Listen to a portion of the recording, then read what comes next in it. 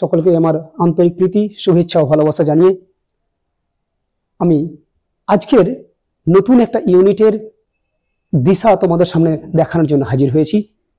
আজকে যে ইউনিটটা সম্পর্কে কথা বলবো বলে স্থির করেছি, সেই ইউনিটটা হলো স্ট্যাটিস্টিক্স বা রাশিবিজ্ঞান। তারও অন্তর্ভুক্ত একটা চ্যাপ্টার, সেটা হলো বিস্তৃতির পরিমাপ, যেটা তোমরা ডিসপ্লেতে দেখতে পাচ্ছ। প্রথমে আমরা এই চ্যাপ্টারটা যে বৃহত্তর ইউনিটের অন্তর্ভুক্ত, সেই ইউনিট সম্পর্কে কিছু কথা না পেশ করলেই নয়। যদি না ইউনিট সম্পর্কিত ধারণা আমাদের না গড়ে উঠে, তাহলে কিন্তু ওই ইউনিটের ভিতরে যে চ্যাপ্টারগুলো, সেই চ্যাপ্টারগুলো সম্পর্কে আমাদের যে আগ্রহ, সেই আগ্রহটা তৈরি হতে পারে না। তাই প্রথমে বলবো, এই বিস্তৃতির পরিমাপ এই চ্যাপ্টারটা যে বৃহত্তর ইউনিটের অন্তর্ভুক্ত, সেই ইউনিটের নাম বললাম স্ট্যাটিস্টিক্স বা পরিসংখ্যান বিদ্যা, যেটা আমরা ঠিক পরবর্তী পেজে গিয়ে তোমাদের সামনে দেখানোর চেষ্টা করছি। লক্ষ্য করো, এটা যে বৃহত্তর ক্ষেত্রে অন্তর্ভুক্ত বললাম, সেটা কি স্ট্যাটিস্টিক্স বা পরিসংখ্যান বিদ্যা, যেটাকে আমরা ক্লাস 9-এ রাশিবিজ্ঞান নামে জেনে এসেছি। রাশিবিজ্ঞান। তাহলে প্রথমে আমরা জানবো যে চ্যাপ্টারটাকে আমরা ক্লাস 9-এ রাশিবিজ্ঞান বা স্ট্যাটিস্টিক্স নামে জেনে এসেছি, সেই চ্যাপ্টারটাই এখন আমাদের ক্লাস 11-এর সেকেন্ড সেমিস্টারে আরো অত্যন্ত গুরুত্বপূর্ণ আকারে, আরো সুদীর্ঘ আকারে তোমাদের সামনে হাজির করার জন্য আমি এখানে এসেছি। যে বিষয়টা তোমাদের সামনে প্রথমে বলবো বলে স্থির করেছি, সেটা হলো এই যে স্ট্যাটিস্টিক্স, যেটাকে বাংলায় বলছে রাশি বিজ্ঞান। রাশি বলতে কি বোঝায় আমরা অনেকেই জানি। রাশি বলতে এখানে সংখ্যা বা ডিজিটকে বোঝানো হয়েছে। অর্থাৎ ম্যাথমেটিক্সের এমন একটা ইউনিট, যে ইউনিটে গিয়ে সংখ্যা সম্পর্কে বা ডিজিট সম্পর্কে বা রাশি সম্পর্কে বিশেষ জ্ঞান অর্জন করার চেষ্টা করা হয় বা বিশেষ জ্ঞান অর্জন করা হয়, সেই জায়গাটার নামই হলো স্ট্যাটিস্টিক্স বা পরিসংখ্যান বিদ্যা, যেটাকে আমরা রাশিবিজ্ঞান নামে চিনে এসেছি। অর্থাৎ আমরা এই ইউনিটটার আক্ষরিক অর্থ তোমাদের সামনে আগে এক্সপ্লেন করার চেষ্টা করেছি, আবার তোমাদের সামনে রিপিট করছি। ম্যাথমেটিক্সের এটা হলো এমন একটা ইউনিট, যে ইউনিটে গিয়ে আমরা সংখ্যা বা রাশির সম্পর্কে বিশেষ জ্ঞান অর্জন করতে পারবো, সেটাই হলো স্ট্যাটিস্টিক্স। এখন কথা হলো যে স্যার, সংখ্যা বা রাশি সম্পর্কে আবার বিশেষ জ্ঞান আহরণ করা যেতে পারে কিভাবে? এই যে তোমাদের মনের মধ্যে প্রশ্ন, সেই প্রশ্নটা উন্মোচন করার জন্য আমি একটা এক্সাম্পল তোমাদের সামনে পেশ করছি। শোনো ভালো করে। মনে করো, তোমাদের মধ্য থেকে 3টে স্টুডেন্ট আমি চয়েস করলাম, যাদের একজনের নাম হচ্ছে এ, দ্বিতীয় জনের নাম বি, তৃতীয় জনের নাম সি। তারা 11-এর ফার্স্ট সেমিস্টার পরীক্ষাতে সায়েন্সের সাবজেক্টগুলোতে কিরকম পারফরমেন্স করেছে, সেটা আমি তুলে ধরার চেষ্টা করছি। মনে করো, এটা হলো ম্যাথ, ফিজিক্স, কেমিস্ট্রি এবং বায়োলজি। তাহলে এই স্টুডেন্টটা মনে করো যে ম্যাথামেটিক্সে পেয়েছে 50 মার্কসের মধ্যে মনে করো 40, ফিজিক্সে পেয়েছে 27, কেমিস্ট্রিতে পেয়েছে 36 আর বায়োলজিতে পেয়েছে 44। একই রকম বি স্টুডেন্টটা সায়েন্সের বিভিন্ন সাবজেক্টে কত পেয়েছে, সেটা আমরা দেখার চেষ্টা করব। মনে করো, ম্যাথে পেয়েছে 28, ফিজিক্সে পেয়েছে 32, কেমিস্ট্রিতে পেয়েছে 35 এবং বায়োলজিতে পেয়েছে 40। সি স্টুডেন্টটা সায়েন্সের বিভিন্ন সাবজেক্টগুলোতে যে পারফরমেন্স গুলো করেছে, সেগুলো লিখছি। লক্ষ্য করো, ম্যাথামেটিক্সে পেয়েছে মনে করো 17, ফিজিক্সে পেয়েছে 27, কেমিস্ট্রিতে পেয়েছে 38 এবং বায়োলজিতে পেয়েছে মনে করো 26। তাহলে তোমাদের মধ্য থেকে 3টে স্টুডেন্টের সায়েন্সের সাবজেক্টগুলোতে কত মার্কস পেয়েছে, সেটা আমি লিখে ফেললাম। এটা দিয়ে আমি কি বোঝাতে চাইছি, লক্ষ্য করো, যে এই স্টুডেন্টটা সায়েন্সের সাবজেক্টগুলোতে কোনটাতে কত মার্কস পেয়েছে, এগুলো সংখ্যা দিয়ে তোমাদের সামনে সূচিত করলেও, তোমাদের কাছে সেগুলো একটা সংখ্যা হলেও, আমাদের ক্ষেত্রে যারা আমরা অ্যানালিসিস করি কোন একটা স্টুডেন্টকে নিয়ে, তাদের ক্ষেত্রে কিন্তু এর গুরুত্ব সংখ্যার মধ্যে নিহিত থাকলো না, এর গুরুত্ব কিন্তু অন্য জায়গায় চলে গেছে। কি চলে গেছে, লক্ষ্য করো। আমরা এখান থেকে রিয়ালাইজ করার চেষ্টা করব যে এই স্টুডেন্টটা মোটামুটি ম্যাথ, কেমিস্ট্রি, বায়োলজি এগুলোতে ভালো রেজাল্ট করলেও ফিজিক্সটা কিন্তু অনেকটাই পিছিয়ে আছে। তাহলে এখান থেকে বুঝতে পারছি এই সংখ্যাগুলো থেকে যে এই স্টুডেন্টটা কোন সাবজেক্টে তুলনামূলকভাবে বেশি দুর্বল, কিংবা কোন সাবজেক্টগুলোতে ও অ্যাভারেজ রেজাল্ট করেছে, কিংবা কোন সাবজেক্টে ওর স্কিল সবচেয়ে বেশি। তাহলে এগুলো শুধু সংখ্যার মধ্যে নিজের গুরুত্বকে লুকিয়ে না রেখে এর একটা ব্যাপক যে তাৎপর্য রয়েছে, গুরুত্ব রয়েছে, সেটা কিন্তু আমরা রিয়েলাইজ করতে পারছি। একই রকম ভাবে বি স্টুডেন্টরা সায়েন্সের বিভিন্ন সাবজেক্টগুলোতে যখন প্রাপ্ত নাম্বারগুলো জানা গেছে, তখন সেখান থেকে বুঝতে পারছি যে এটা ম্যাথামেটিক্স অত্যন্ত দুর্বল।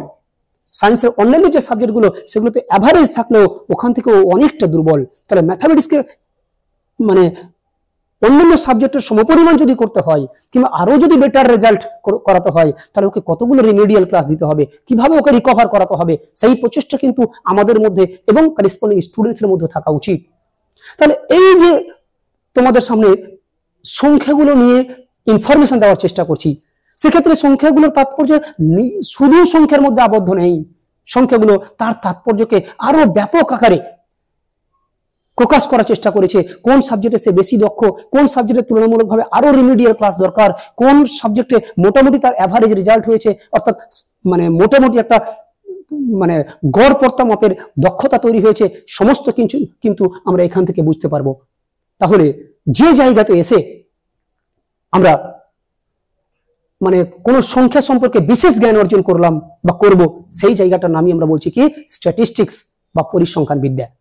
এখন চলে আসছি এই মানে যে উদাহরণটা তোমাদের সামনে পেশ করেছি, সেখান থেকে বিস্তৃতির পরিমাপ বলতে কি বোঝাতে চাইছি সেটা লক্ষ্য করো।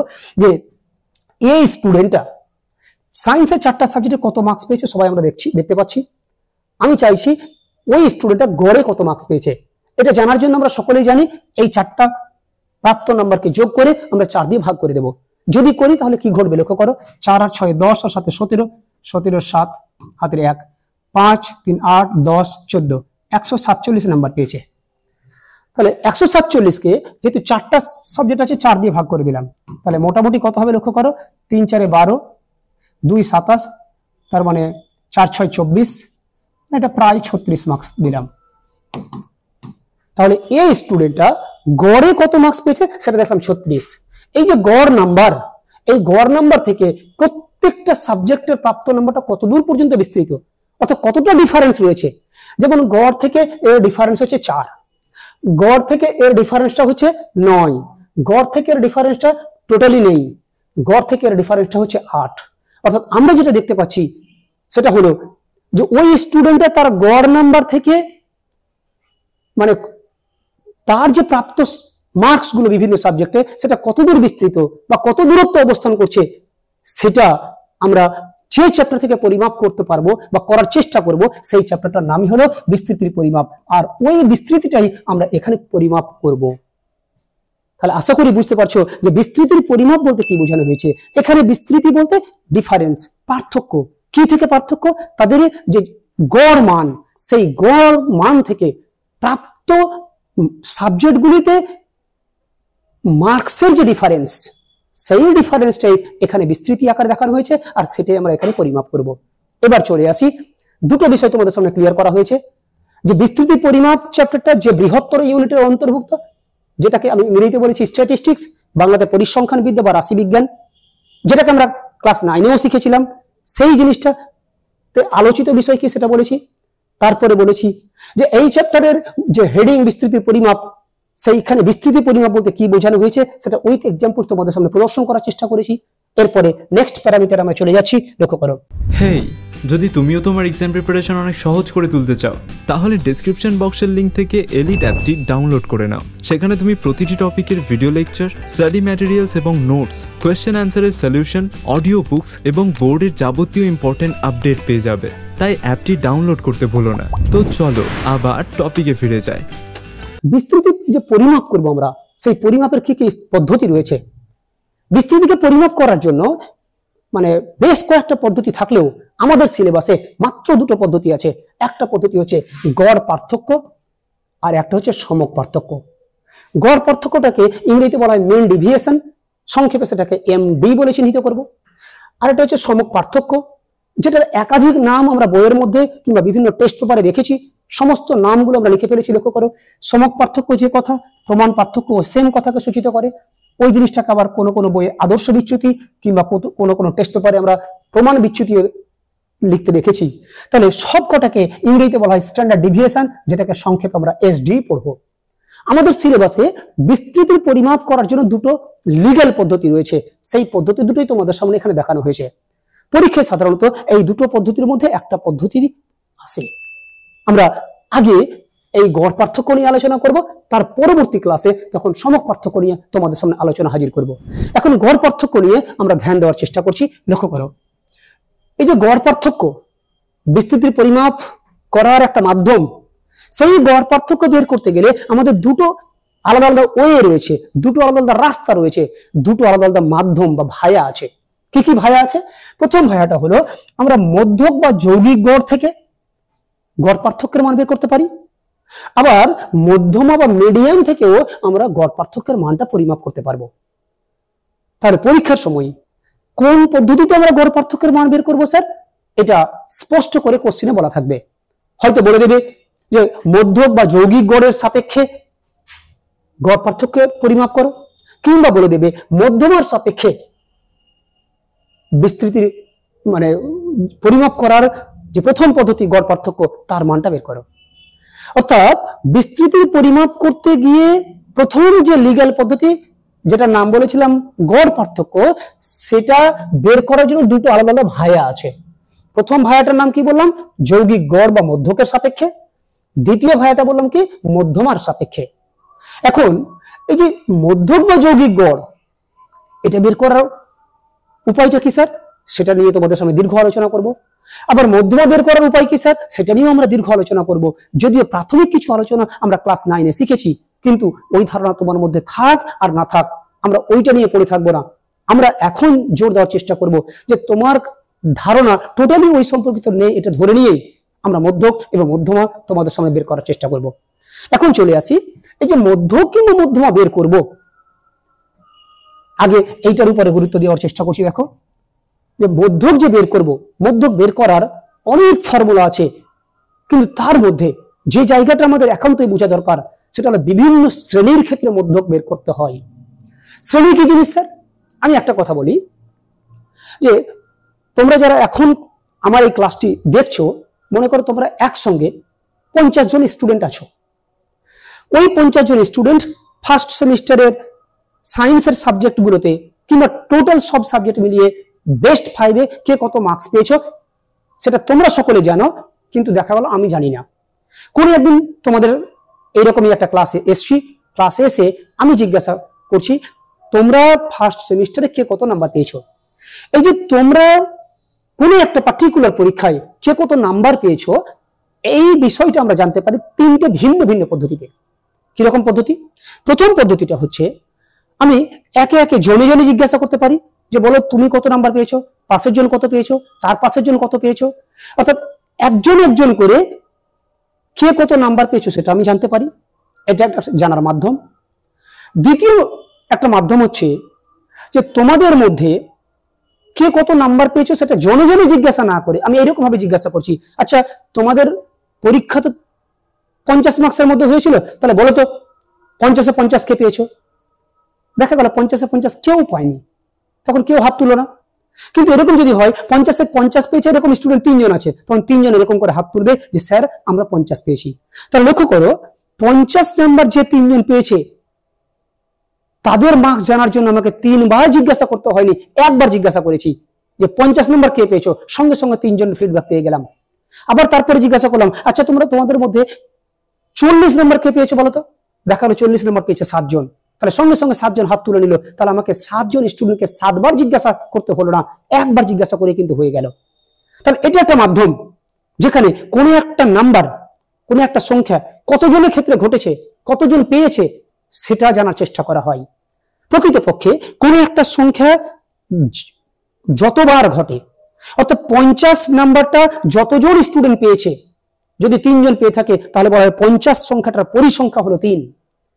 40 এই নাম্বারটা যদি 7 জন স্টুডেন্ট পেয়ে থাকে তাহলে বলা হবে 40-এর পরিসংখ্যা 7 বা ফ্রিকোয়েন্সি 7।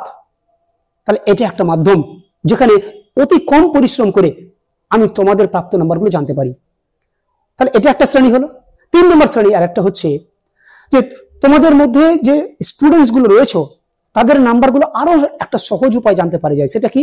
আমি বললাম আচ্ছা বলো তো দেখি তোমাদের মধ্যে 10-এর কম কে কে পেয়েছো, অর্থাৎ 0 থেকে 10-এর মধ্যে কে কে পেয়েছো, এটা একটা উপায়। কিংবা আমি বললাম 10 থেকে 20-এর মধ্যে মানে কতজন স্টুডেন্ট পেয়েছো, দাঁড়াও দেখি। তোমরা দাঁড়িয়ে গেলে আমি অতি সহজে জানতে পারলাম। তাহলে এই যে শ্রেণী করে বলা, 0 থেকে 10, 10 থেকে 20, 20 থেকে 30, এরকম করে জানতে অনেক সময় আমরা তোমাদের কাছ থেকে চেয়ে থাকি। তাহলে লক্ষ্য করো, তোমাদের কোন একটা পার্টিকুলার পরীক্ষাতে প্রাপ্ত নাম্বারগুলি জানার জন্য আমি 3টে ডিফারেন্ট মেথড উপস্থাপন করেছি। কখনো কখনো জনে জনে জিজ্ঞাসা করছি, সেটাকে বলা হবে সরল শ্রেণী, ইন্ডিভিজুয়াল শ্রেণী। কখনো আমরা দেখবো, এই যে এটাকে লিখছি, লক্ষ্য করো যে শ্রেণী 3 রকম বললাম। একটা হচ্ছে সরল শ্রেণী, যেখানে জনে জনে প্রত্যেকে মার্কস গুলো জিজ্ঞাসা করা হয়। 2 নম্বর বলছি পরিসংখ্যা শ্রেণী, যেমনটি উদাহরণ দিয়েছিলাম যে 50 নম্বর কতজন পেয়েছো, 3 জন, তাহলে 50-এর পরিসংখ্যা হচ্ছে 3। 40 কতজন পেয়েছো না 7 জন হাত তুলেছে, তারপরে 40-এর পরিসংখ্যা হচ্ছে 7, সেটা একটা মাধ্যম। অথবা একটা শ্রেণীবদ্ধ পরিসংখ্যা বিভাজন শ্রেণী, শ্রেণীবদ্ধ পরিসংখ্যা বিভাজন শ্রেণী, যেমনটি তোমাদের জিজ্ঞাসা করছিলাম 0 থেকে 10-এর মধ্যে কতজন পেয়েছো। তাহলে এই যে শ্রেণীটা, সেই শ্রেণীর মধ্যে দেখা গেল 11 জন স্টুডেন্ট হাত তুলেছে, তার মানে 0 থেকে 10 এই শ্রেণীটার পরিসংখ্যা হচ্ছে 11। 10 থেকে 20-এর মধ্যে কতজন পেয়েছো, দেখা গেল 7 জন পেয়েছে, তখন বলবো 10 থেকে 20 এই শ্রেণীতে পরিসংখ্যা হচ্ছে 7। অর্থাৎ এইরকম ভাবেও আমরা তোমাদের কাছ থেকে প্রাপ্ত নাম্বারগুলো জানতে পারি। তার মানে তোমাদের সামনে পেশ করার চেষ্টা করেছি যে কত বিভিন্ন উপায়ে তোমাদের প্রাপ্ত নম্বরগুলো আমরা জানতে পারি। সেই মাধ্যমগুলো একটা হচ্ছে সরল শ্রেণী করে, একটা হচ্ছে পরিসংখ্যা শ্রেণী, আর একটা হচ্ছে শ্রেণীবদ্ধ পরিসংখ্যা বিভাজন শ্রেণী।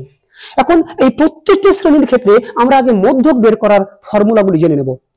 এই চ্যাপ্টারের মধ্যে সবচেয়ে বেশি সমস্যা হচ্ছে ফর্মুলাগুলো। যদি ফর্মুলাগুলো আমরা ঠিকঠাক মাথায় রাখতে পারি, তাহলে এই চ্যাপ্টারে অঙ্ক করাটা কোনো ফ্যাক্টরি নয়, এটা আমার দৃঢ় বিশ্বাস। এবং আশা করি তোমাদের মধ্যে এই ধারণা তৈরি হয়ে যাবে।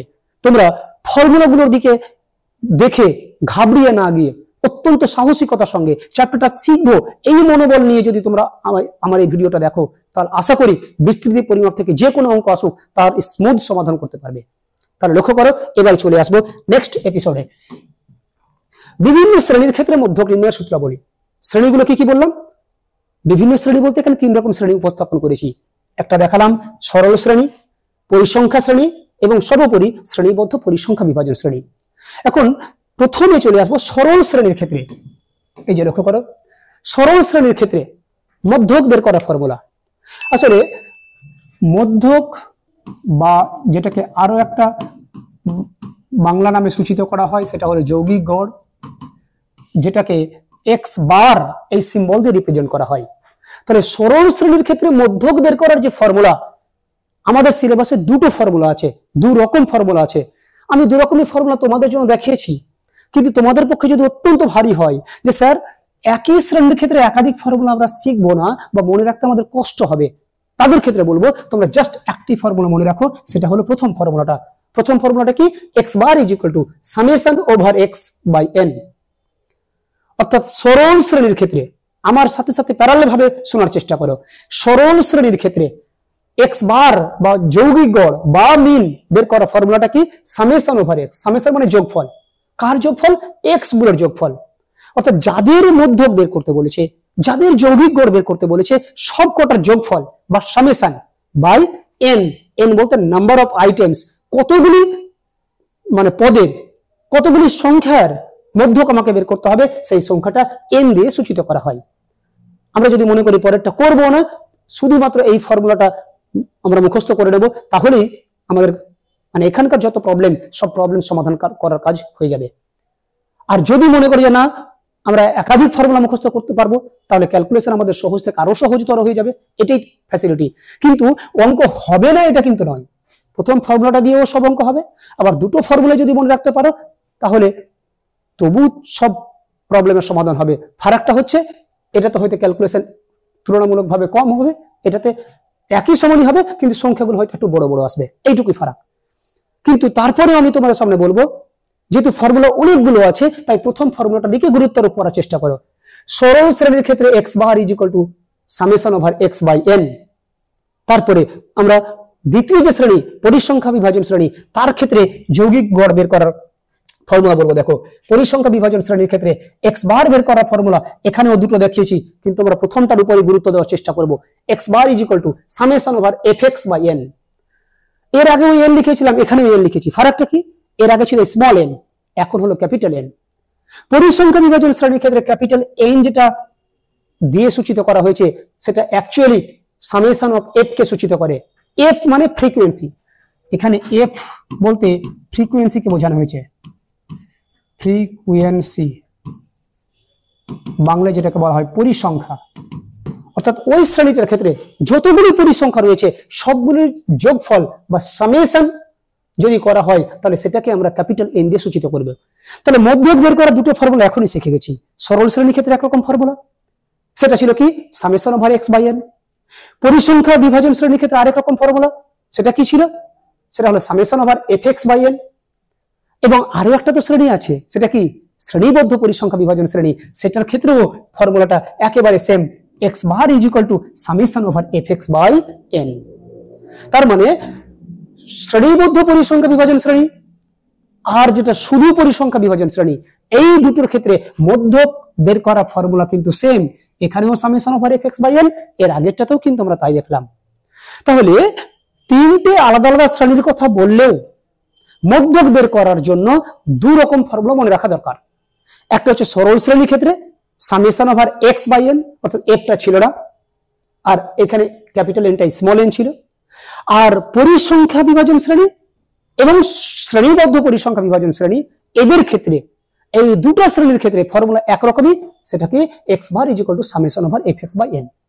তাহলে প্রথমেই তোমাদের সামনে এটা পরিবেশন করার চেষ্টা করেছি যে আমরা যে মধ্যকের সাপেক্ষে এবং গড় পার্থক্য বের করব, মধ্যকটা কি জিনিস বা মধ্যকের মান কি করে বের করা হবে, সেই জিনিসটা আমরা বিভিন্ন শ্রেণীর ক্ষেত্রে দেখিয়ে দিলাম, যাতে করে আমাদের পক্ষে মানে কোনো একটা অঙ্ক করতে গিয়ে সমস্যার মধ্যে পড়তে না হয়। আগে আমরা রিয়ালাইজ করব যে সমস্যাটা দেওয়া থাকবে সেটা সরল শ্রেণীর ক্ষেত্রে না, পরিসংখ্যান শ্রেণীর ক্ষেত্রে না, শ্রেণীবদ্ধ পরিসংখ্যা বিভাজন শ্রেণী। যে শ্রেণীর ক্ষেত্রে থাকবে সেই শ্রেণীর জন্য যেটা উপযুক্ত ফর্মুলা, সেই ফর্মুলাটা আমরা প্রয়োগ করে দেবো, তাহলে আমরা আমাদের কাঙ্ক্ষিত লক্ষ্যে পৌঁছে যেতে পারবো। এবার চলে আসি যে মধ্যক বের করার তো ফর্মুলা হলো স্যার, আমরা তো মধ্যক বের করতে এখানে শিখবো না। এখানে এই চ্যাপ্টারে মধ্যক বের করাটা আমাদের শুধুমাত্র কাম্য নয়, আমাদের কাম্য হচ্ছে এই মধ্যক ভায়াটাকে অবলম্বন করে গড় পার্থক্যে কি করে পৌঁছাতে পারবো। যেমনটি তোমাদের প্রথমে দেখানো হলো, লক্ষ্য করো এই যে মধ্যক বা যৌগিক গড়, এইটা নিয়ে এতক্ষণ আলোচনা করলাম বিভিন্ন শ্রেণীর ক্ষেত্রে তাদের ফর্মুলাগুলো কি। কেন বললাম? কারণ আমাকে এই ভায়া হয়ে গড় পার্থক্যে যেতে হবে, যেটা আমাদের কাঙ্ক্ষিত লক্ষ্য ছিল। তাহলে এইখানে যেতে গেলে যার সাপেক্ষে যাব, যেটাকে অবলম্বন করে যাব, সেই বিষয়টাকে আমি এতক্ষণ পর্যন্ত ফর্মুলা দিয়ে ক্লিয়ার করার চেষ্টা করেছি। এবার যেটা দেখবো, এইখানে তো আমরা পৌঁছে গেলাম ফর্মুলার মাধ্যমে, এবার এইখান থেকে এইখানে যাব, অর্থাৎ মধ্যকের সাপেক্ষে গড় পার্থক্য বের করার কি ফর্মুলা আছে সেটা এবারে দেখবো। সেটা দেখার জন্য আবার তিনটে শ্রেণীর ক্ষেত্রে আলাদা করে দেখতে হবে। যদি সরল শ্রেণী হয় তার ক্ষেত্রে মধ্যককে অবলম্বন করে কি করে গড় পার্থক্য বের করব। পরিসংখ্যা শ্রেণী কিংবা শ্রেণীবদ্ধ পরিসংখ্যা বিভাজন শ্রেণীর ক্ষেত্রে এই মধ্যককে অবলম্বন করে কি করে আমরা সেখানে পৌঁছে যাব। তাই আবার তোমাদের দেখানো হচ্ছে, লক্ষ্য করো এই যে মধ্যক বা যৌগিক গড়ের সাপেক্ষে যেটার মান আমরা তিন রকম শ্রেণীর ক্ষেত্রে আলাদা আলাদা করে ফর্মুলা তোমাদের সামনে পরিবেশন করলাম, সেইগুলোকে এখন অবলম্বন করে গড় পার্থক্য যে বের করব তার সূত্রগুলো কি কি সেইগুলো আগে দেখে দেবো, তারপর সরাসরি তোমাদেরকে প্রবলেমসে হাজির করাবো। লক্ষ্য করো সরল শ্রেণীর ক্ষেত্রে সবসময় আমাকে দেখতে হবে শ্রেণীটা কি ধরনের। আগে যদি শ্রেণীটা আমরা ঠিকঠাক চয়েস করতে পারি, তারপর আমাকে ওই শ্রেণীর করেসপন্ডিং ফর্মুলাটা সুইটেবল ভাবে আমাকে নিতে হবে। যদি সুইটেবলি আমরা ওটা প্রয়োগ করতে পারি তাহলে কিন্তু আমরা মেইন যে প্রশ্ন তার সমাধান করতে পারবো। তাহলে সরল শ্রেণীর ক্ষেত্রে মেন ডেভিয়েশন, যেটাকে বাংলায় বলা হয় গড় পার্থক্য, সেটা বের করার ফর্মুলা কি? সামেশন ওভার মড বা modulus x minus x bar by n. এই যে এক্স বার, যেটাকে আমরা যৌগিক গড়ের সিম্বল বলেছিলাম, সেই যৌগিক গড়টা আমাদের আগে ভাগে বের করে রাখতে হবে, না হলে তো এই ফর্মুলা ফেলতে পারবো না। আর ওই যৌগিক গড়টা কি করে বের করা হয় সেটা তো আমি এর আগেই ফর্মুলার মাধ্যমে দেখিয়ে দিয়েছি। তাই এখানে বলা হচ্ছে এমডি বের করার formula summation over mod x minus x bar by n. এটা তো গেল সরল শ্রেণীর ক্ষেত্রে। তাহলে স্যার বাদ বাকি যে আরো দুটো শ্রেণী আছে তাদের ক্ষেত্রে কিরকম? তাদের ক্ষেত্রে লক্ষ্য করো পরিসংখ্যা বিভাজন ও শ্রেণীবদ্ধ পরিসংখ্যা বিভাজন। অর্থাৎ পরিসংখ্যা, শ্রেণীবদ্ধ পরিসংখ্যা বিভাজন শ্রেণী, এই শ্রেণী দুটোর নামকরণ আলাদা হলেও তাদের ফর্মুলা কিন্তু মধ্যকের ক্ষেত্রেও একই ছিল, আবার গড় পার্থক্যের ক্ষেত্রেও একই রকম ফর্মুলা। ফর্মুলাটা কি? যে summation over f into modulus of x minus x bar by capital N.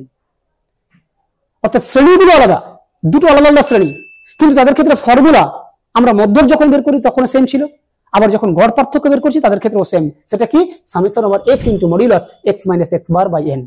তাই এখন ভালো করে শোনো, যেটুকু এখনো পর্যন্ত ফর্মুলার কথা বললাম সেটুকু যদি সামারাইজ করি কি দাঁড়াবে? একদিকে রাখতে পারি সরল শ্রেণী, আর একদিকে রাখতে পারি পরিসংখ্যা শ্রেণী আর শ্রেণীবদ্ধ পরিসংখ্যা বিভাজন শ্রেণী। সরল শ্রেণীর ক্ষেত্রে মধ্যক বের করার ফর্মুলা আমরা শিখেছি, আবার পরিসংখ্যা, শ্রেণীবদ্ধ পরিসংখ্যা বিভাজন শ্রেণী, এই দুরকম শ্রেণীর ক্ষেত্রে একটাই ফর্মুলা শিখেছিলাম মধ্যক বের করার। অনুরূপ ভাবে আমরা যখন গড় পার্থক্য বের করছি তখন কিন্তু সরল শ্রেণীর ক্ষেত্রে গড় পার্থক্য বের করার ফর্মুলা একরকম শিখেছি, আর এই যে দুরকম শ্রেণী, দ্যাট ইজ যার মধ্যে পরিসংখ্যা বিভাজন শ্রেণী, শ্রেণীবদ্ধ পরিসংখ্যা বিভাজন শ্রেণী, সেই দুই রকম শ্রেণীর ক্ষেত্রে গড় পার্থক্য বের করার ফর্মুলা কিন্তু একরকমই, আলাদা আলাদা নয়। সেই ফর্মুলাটা আমরা এখানে দেখতে পাচ্ছি।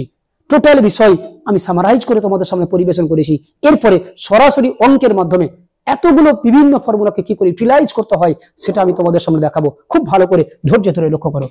7, 9, 24, 14, 26 এই যে সংখ্যা শ্রেণী, সেই সংখ্যা শ্রেণীটার মধ্যক থেকে গড় পার্থক্য নির্ণয় করো। আমরা গড় পার্থক্য বের করব কার সাপেক্ষে? সেটা এখানে বলা আছে মধ্যক থেকে বা মধ্যকের সাপেক্ষে। তাই মধ্যক কি করে বের করতে হয় সেটা আগে তোমাদের সামনে দেখানো হয়েছে, অতঃপর এই মধ্যককে অবলম্বন করে গড় পার্থক্য কি করে যেতে হয় সেটাও কিন্তু তোমাদের সামনে দেখানো হয়েছে। এখন শুধু ইমপ্লিমেন্ট করার পালা। খুব ভালো করে যারা এতক্ষণ ধরে ফর্মুলা এবং আলোচনাগুলো শুনেছো তারা অ্যাটেনশনে দেখার চেষ্টা করো, আশা করি অত্যন্ত সহজ লাগবে। এখানে যে ডেটাগুলো দেওয়া আছে সেই ডেটাগুলো কোন শ্রেণীতে দেওয়া আছে সেটা আগে রিয়েলাইজ করবো। এখানে দেখো একটা একটা করে মান দেওয়া আছে, 7, তারপরে মানটা 9, তারপরে মানটা 24, তারপরে 14, তারপরে 26, একটা একটা করে মানগুলো কিন্তু আমাদেরকে প্রোভাইড করা হয়েছে। যখন একটা একটা করে মান সাপ্লাই করা থাকবে তখন আমরা কোন শ্রেণী সেটাকে বলেছি বলতো? সরল শ্রেণী, যেখানে একজন একজন করে জিজ্ঞাসা করে একটা একটা করে নাম্বার জানতে চাওয়া হয়। তাহলে এই শ্রেণীটা দেখেই আমাদেরকে বুঝতে হবে কোন শ্রেণীর মধ্যে আছে। আমরা কি বুঝতে পারলাম? এটা সরল শ্রেণীর ক্ষেত্রে, মানে সরল শ্রেণীতে দেওয়া আছে।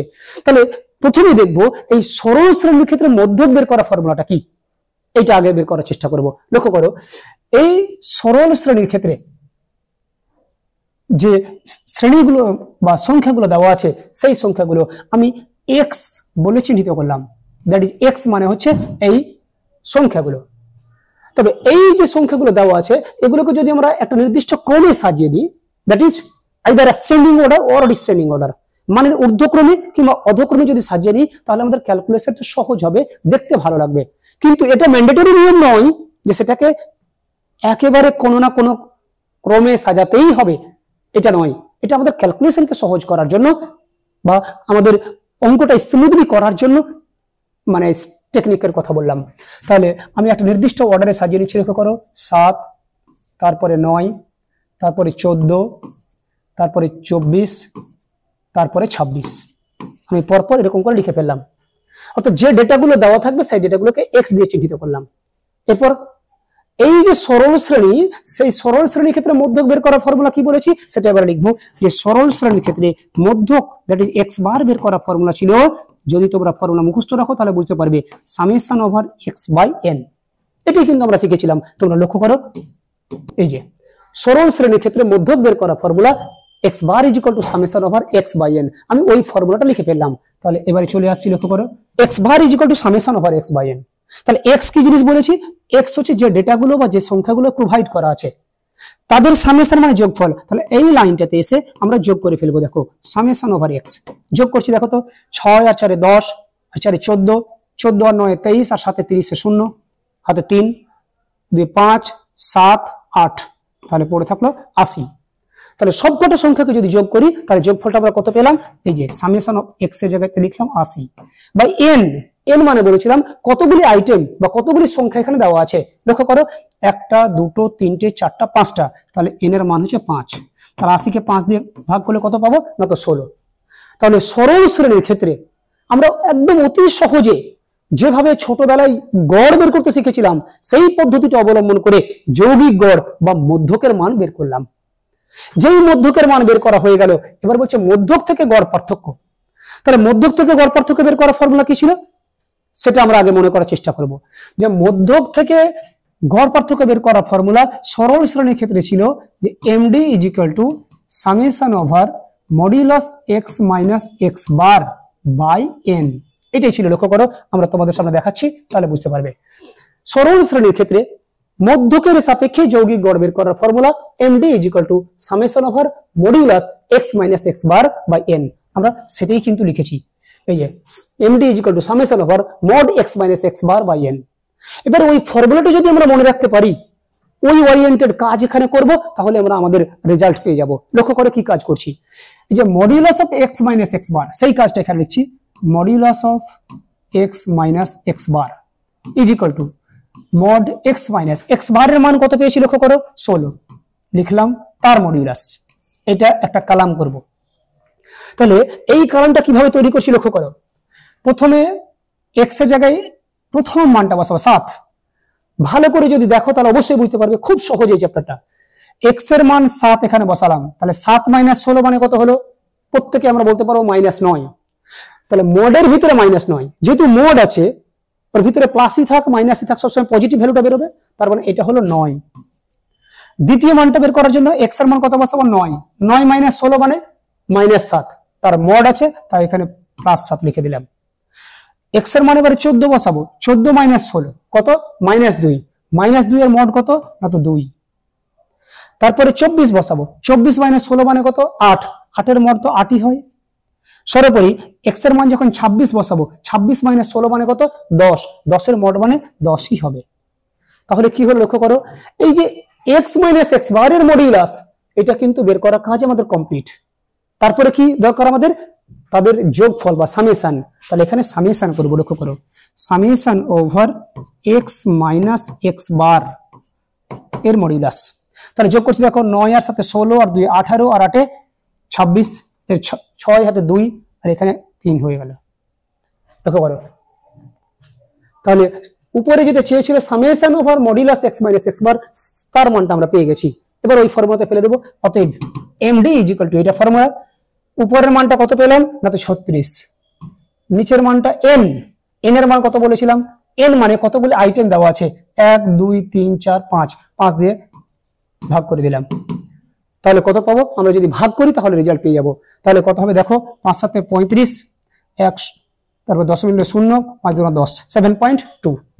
তাহলে এই যে সংখ্যা শ্রেণীটা দেওয়া ছিল তার মধ্যকের সাপেক্ষে গড় পার্থক্য আমরা অলরেডি বের করতে পেরে গেছি। কি করলাম, প্রথম কাজ আমাকে দেখতে হয়েছে যে গিভেন ডেটাগুলো কোন সিরিজে আছে, সরল শ্রেণী না পরিসংখ্যা না শ্রেণীবদ্ধ পরিসংখ্যা বিভাজন শ্রেণী।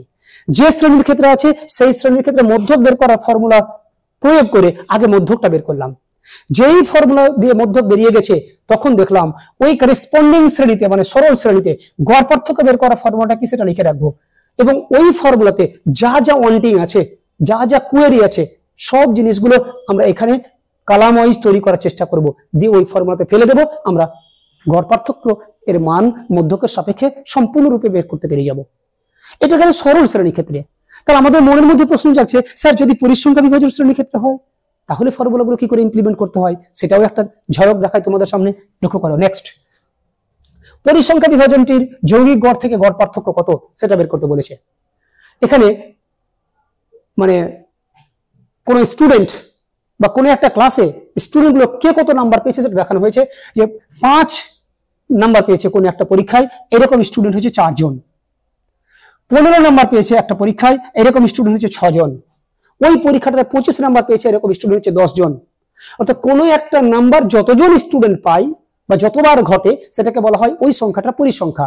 তার মানে 5 এর পরিসংখ্যা হচ্ছে 4, 15 এর পরিসংখ্যা হচ্ছে 6, 25 এর পরিসংখ্যা হচ্ছে 10। এইরকম করে যখন কোন একটা নাম্বার কতবার করে ঘটেছে সেটাও প্রোভাইড করা থাকবে, তখন সেই শ্রেণীটাকে আমরা বলবো পরিসংখ্যা বিভাজন শ্রেণী।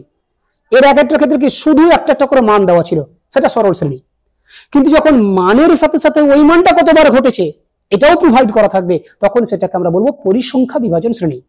তাহলে প্রশ্নের মানে স্ট্রাকচার দেখে আমরা বুঝে যাব সেটা কোন শ্রেণীতে দেওয়া আছে। কোন শ্রেণীতে বললাম? পরিসংখ্যা বিভাজন শ্রেণীতে।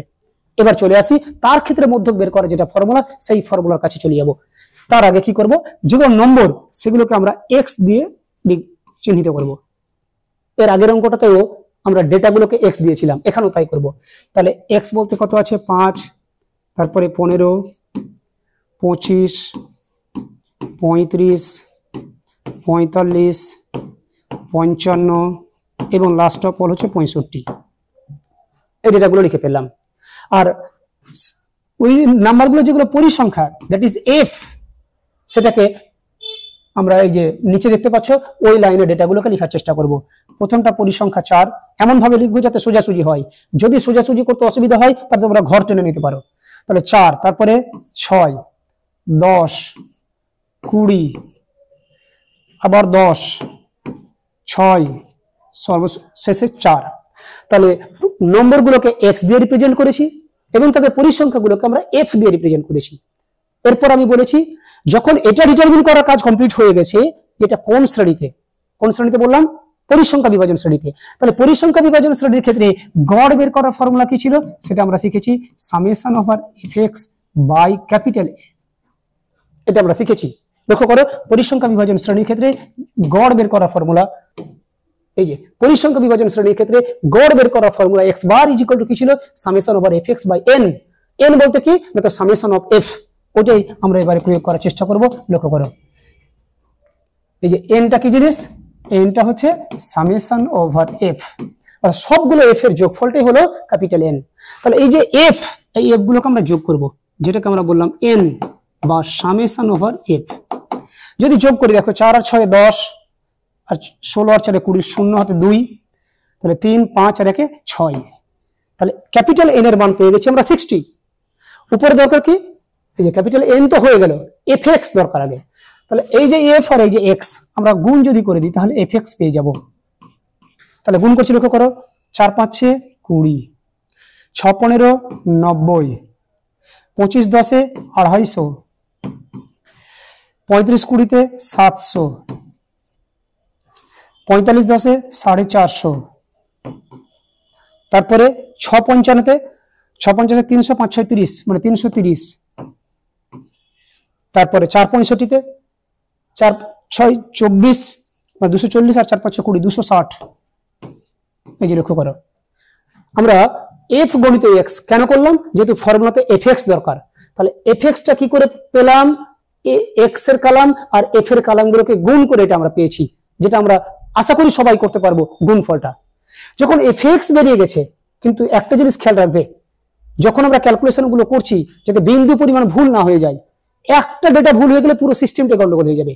তার জন্য আবার চেক করছি, দেখো 4 5 20, 6 15 90, 25 10 250, 35 20 35 2 70 মানে 700, 45 থেকে 45 তার সাথে একটা শূন্য, 55 কে 6 দিয়ে 50 কে 6 দিয়ে গুণ করলে 6 50 300, আবার 5 6 30 তার মানে 330, 65 কে 4 দিয়ে যদি গুণ করি তাহলে 60 দিয়ে যদি 4 কে গুণ করি 4 60 240 আর 4 5 20 মানে 260। তাহলে এফএক্স গুলো পেয়ে গেছি আমরা, সেটা আরেকবার ভেরিফিকেশন করে নিলাম। তারপর কি বলা হয়েছে? সামেশন। তাহলে এইগুলোর আবার যোগ করব, তাহলে লিখছি সামেশন ওভার এফএক্স। তাহলে যোগ করছি, দেখো 0, তারপরে 2 আর 9 11, 5 16, 21, 24 আর 6 30 0 হাতে 3, 5 8 12 19 21। তার মানে আমরা পেয়ে গেলাম সব কটার যোগফল কত না, তো 2100। সামেশন ওভার এফএক্স এর মান পেয়ে গেছি। এবার এই ফর্মুলাটাতে বসিয়ে দেবো। লক্ষ্য করো, সামেশন ওভার এফএক্স মানে 2100, আর এন এর মানটা কত পেয়েছি? 60। 0 0 কেটে গেল, 6 দিয়ে যদি এটাকে ভাগ করি তাহলে কি ঘটবে? লক্ষ্য করো, 3 6 18 মানে 3 0 5 6 30 অর্থাৎ 6 35 210। তাহলে এই যে পরিসংখ্যা বিভাজন শ্রেণীটা ছিল, সেই পরিসংখ্যা বিভাজন শ্রেণীর ক্ষেত্রে যৌগিক গড় বের করা যেটা ফর্মুলা, সেই ফর্মুলা আগে ফেলেছি। ওই ফর্মুলাতে যা যা আইটেম দরকার সব আইটেমগুলো আমরা বের করে নিয়েছি। বের করার পরে ওই ফর্মুলাতে যখন প্রয়োগ করেছি তখনই কিন্তু এক্স বারের মান অর্থাৎ যৌগিক গড়ের মানটা আমরা সম্পূর্ণরূপে নির্ভুলভাবে বের করতে পেরেছি। এরপর চলে আসবো মধ্যক বের করার কাজটা তো হলো স্যার, কিন্তু গড় পার্থক্য তো হয়নি। এবার সেকেন্ড ফর্মুলার কাছে চলে আসবো যে পরিসংখ্যা বিভাজন শ্রেণীর ক্ষেত্রে মধ্যকের সাপেক্ষে গড় পার্থক্য বের করার ফর্মুলা কি ছিল? সেটা ছিল md is equal to summation over f into mod x minus x bar by n। এই ফর্মুলাটা ছিল, সেটা তোমরা একবার লক্ষ্য করো তাহলে বুঝতে পারবে। এই যে পরিসংখ্যা বিভাজন কিংবা শ্রেণীবদ্ধ পরিসংখ্যা দুটোর ক্ষেত্রে একই ফর্মুলা। মধ্যকের সাপেক্ষে গড় পার্থক্য বের করার ফর্মুলা কি? Summation over f into mod x minus x bar by n। সেটাই কিন্তু আমরা তোমাদের সামনে এখানে লিখেছি।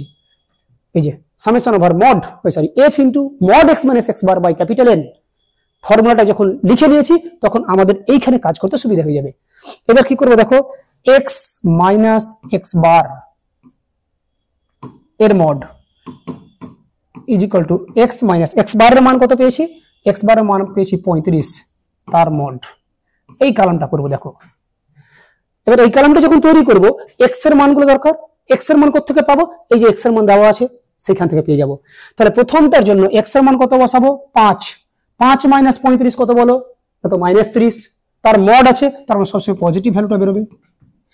x এর মান যদি 15 বসাই, 15 মাইনাস 35 মানে মাইনাস 20, দ্যাট ইজ 20 হয়ে গেল। 25 যদি বসাই, 25 মাইনাস 35 মানে 10 হয়ে গেল। 35 বসালে 35 মাইনাস 35 মানে 0 হয়ে গেল। 45 বসালে 45 মাইনাস 35 মানে 10। 55 যদি বসাই, 55 মাইনাস 35 তার মানে 20। এবং 65 যদি বসাই, 65 মাইনাস 35 মানে হচ্ছে 30। তাহলে লক্ষ্য করো, x মাইনাস এক্স বার বা x মাইনাস 35 এর মানটা বের করলাম। এরপর কি দরকার? এরপরে f into mod x minus x bar সেটা বের করবো। f into mod x minus x bar এইটা বের করবো। এটা কি করে বের করবো লক্ষ্য করো, x মাইনাস এক্স বার তো এখানে আছে, এই যে এটা কলাম, আর f এর কলাম হচ্ছে এইটা। তাহলে এই কলামটাকে এই কলাম দিয়ে যদি মাল্টিপ্লাই করি, গুণ করে দিই, তাহলে ওই কলামটা আমরা তৈরি করতে পারবো। ভালো করে ঠান্ডা মাথায় করবো আমরা। 4 আর এখানে প্রথম মানটা হচ্ছে 30, 3 4 12 মানে 120। 6 দিয়ে এই 20 কে যদি গুণ করি, 6 20 120। তারপরে 10 এর 3 নম্বর মান কত?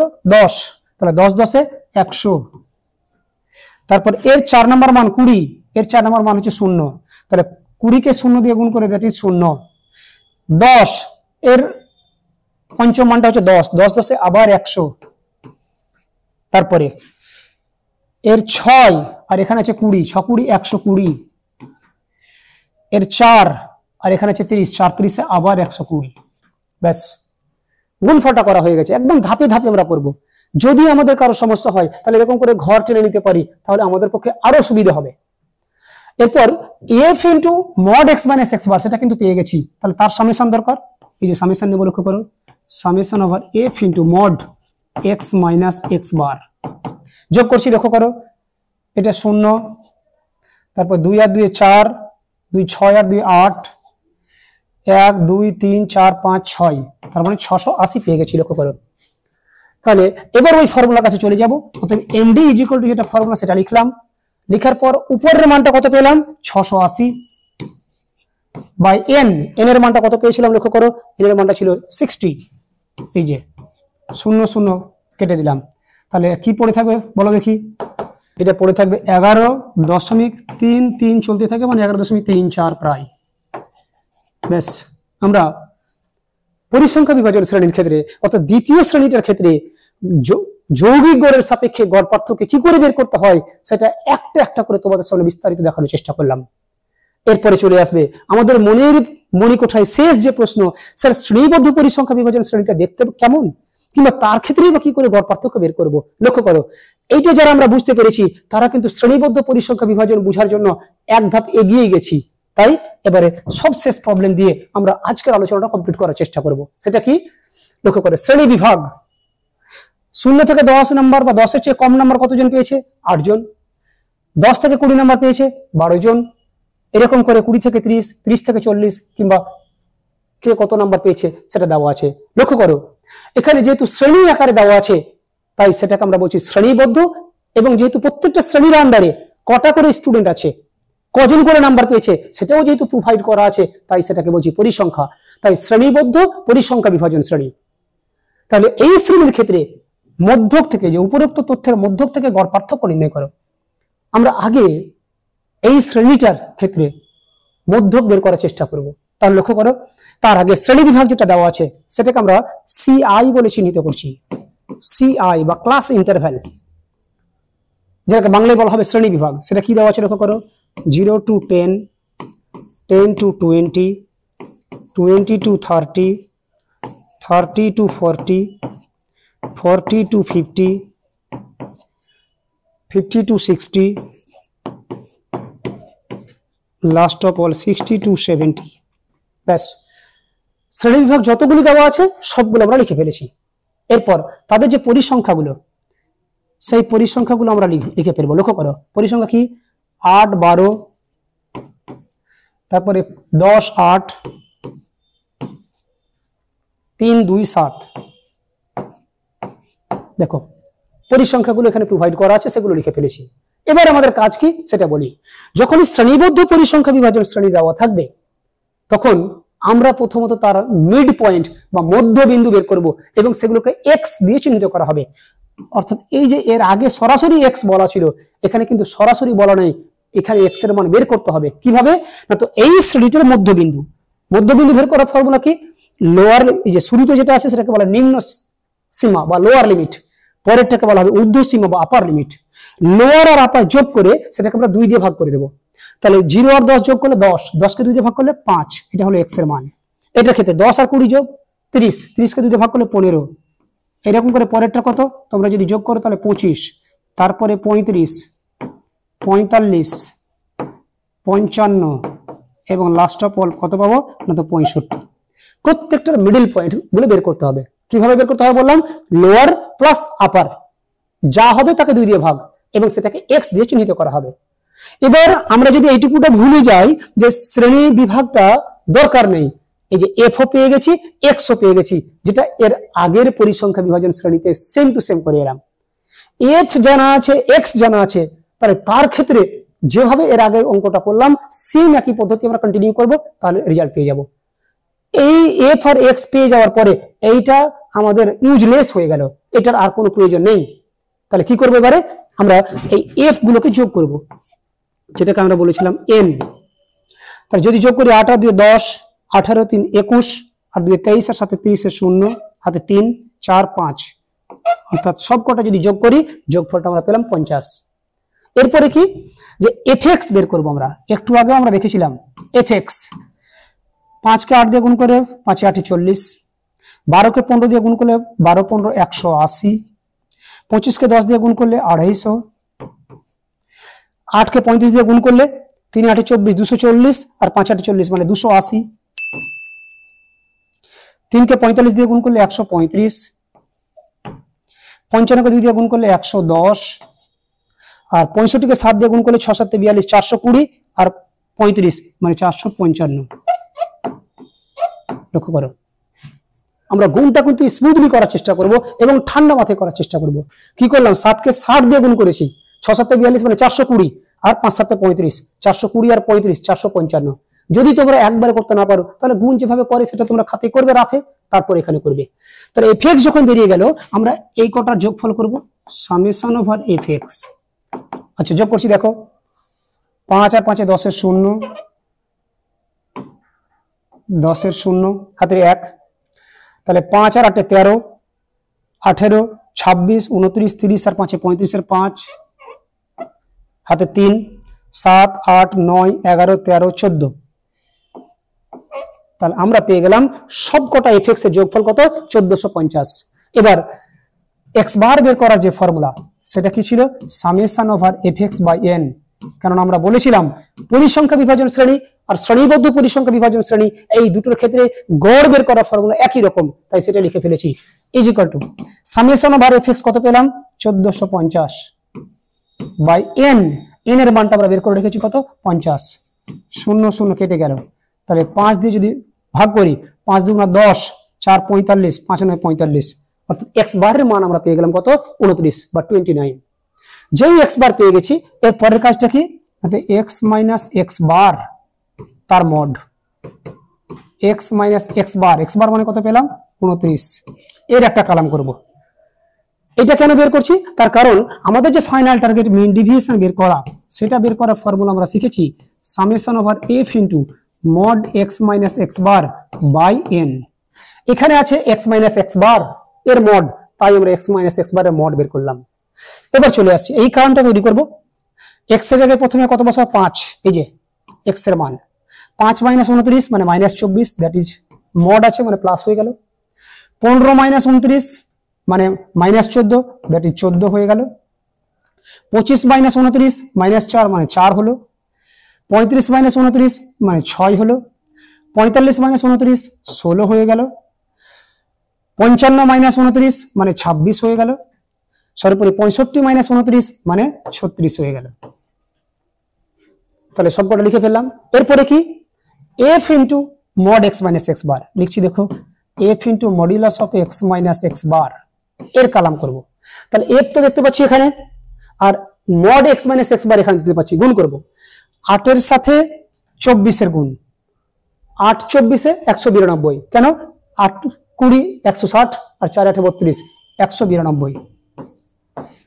তারপরে 12 কে আমরা 14 দিয়ে গুণ করব, তাহলে কত হবে 14 12 168, কারণ 14 10 140 আর 14 2 28 মানে 168। তারপরে এর 3 নাম্বারটার সাথে এর 3 নাম্বারটা গুণ করব, 4 10 40। তারপরে এর 4 নাম্বারটার সাথে এর 4 নাম্বার, তাই জন্য ঠিক দিচ্ছি আমি 8 গণিতে 6 6 8 48। তারপরে 3 এর সাথে 16 3 16 48। আচ্ছা, তারপর দেখো 2 এর সাথে 26 26 দুগুণে হচ্ছে 52। তারপর সবশেষ 7 এর সাথে 36, তার মানে 7 36 কত হচ্ছে 252, কারণ 7 30 210 আর 6 7 42 252। লক্ষ্য করো, তাহলে সবকটা যোগফল কমপ্লিট। এরপরে কি তাদের যোগফল, তাহলে এখানে লিখছি, লক্ষ্য করো summation over f into modulus x minus x bar. যদি যোগ করি 2 আর 8 10 18 26 28 আর 2 30 0 হাতে 3 12 18 22 26 30 35 40 এর 0 হাতে 4 5 6 আর 2 8, তার মানে আমরা পেয়ে গেলাম কত 800। তাহলে মেইন ডেভিয়েশন বের করা যেটা ফর্মুলা সেটা লিখে ফেললাম আগে। তারপরে উপরকার মানটা কত পেয়েছি 800, নিচে n এর মান পেয়েছি 50, 0 0 কেটে গেল মানে 5 16 80। ব্যাস, আমরা শ্রেণীবদ্ধ পরিসংখ্যা বিভাজন শ্রেণীর ক্ষেত্রে মধ্যকের সাপেক্ষে গড় পার্থক্য তোমাদের সামনে স্মুথলি বের করে দেখিয়েছি। তাদের ক্ষেত্রে কোনো সমস্যা তৈরি হয়নি যারা ফর্মুলাগুলো ঠিকঠাক মাথায় রাখতে পেরেছো। ফর্মুলার হ্যাজার্ডস দূর করার জন্য আমি শুধুমাত্র বলেছি একটা করে ফর্মুলা প্রত্যেকটা শ্রেণীতে মনে রাখলেই চলবে, সমস্ত ফর্মুলা দরকার নেই। কিন্তু আমরা যদি মানে অল্টারনেটিভ ফর্মুলাগুলো ইউজ করি তাহলে এই সংখ্যাগুলো এত বড় বড় না হয়ে তুলনামূলক অনেক ছোট হয়ে যাবে, এটাই যে আমাদের ফ্যাসিলিটি। তাহলে যারা ক্যালকুলেশন ছোট করতে চাইছো, ফর্মুলা মনে রাখার ঝামেলাটা মানে আপাতত নেই বলে ভাবছো, তারা সমস্ত ফর্মুলা মানে মুখস্থ করবে। আর যারা মনে করছে যে না আমরা ফর্মুলা যত মিনিমাম পারি মুখস্থ করে ক্যালকুলেশন একটু জটিল হলেও, জটিল বলতে এখানে গুণ ছাড়া কিছু নেই আর যোগ, আর এগুলো তো মামুলি ক্যালকুলেশন, এগুলোর জন্য যে নেহাতি কষ্ট করতে হবে সেটাও নয়, শুধু মাথা ঠান্ডা রেখে আমাদেরকে গুণ আর যোগের কাজটা করে যেতে হবে। তাহলেই আমরা গড় পার্থক্যের যে আলোচনাটুকু আজকে রাখার চেষ্টা করেছিলাম সেটা কমপ্লিট করে নিতে পারবো। আজকে তোমাদের সামনে স্ট্যাটিস্টিক্সের যে আলোচ্য বিষয়, সেই বিষয়ের গুরুত্ব তোমাদের সামনে উপলব্ধি করানো হয়েছে।